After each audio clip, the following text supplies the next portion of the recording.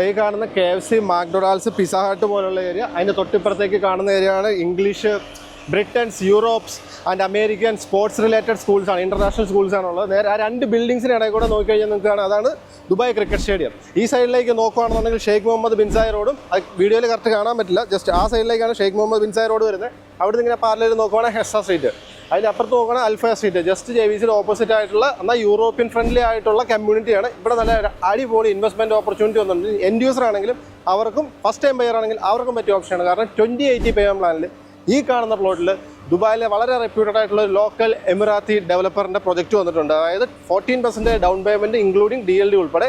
ഏകദേശം സ്റ്റുഡിയോയുടെ starting price 600-2,000 dirhams മുതൽ 1 bedroom 890, 900, 2 bedroom 1.35 million തൊട്ടാണ് സ്റ്റാർട്ട് ചെയ്യുന്നത്. 20% ഡ്യൂറിംഗ് കൺസ്ട്രക്ഷൻ അടച്ചുകൊണ്ട് 80% ഓൺ ഹാൻഡ് ഓവറിൽ മോർഗേജ് ചെയ്ത് പോവാം. എൻഡ് യൂസർ ആണെന്നുണ്ടെങ്കിൽ, ഇൻവെസ്റ്റർ ആണെന്നുണ്ടെങ്കിൽ, നിങ്ങൾ റിസ്ക് എടുക്കാൻ തയ്യാറാണെങ്കിൽ 20% അടച്ചുകൊണ്ട് നമുക്ക് റീസെയിൽ ഓപ്ഷൻ അവൈലബിൾ ആണ്.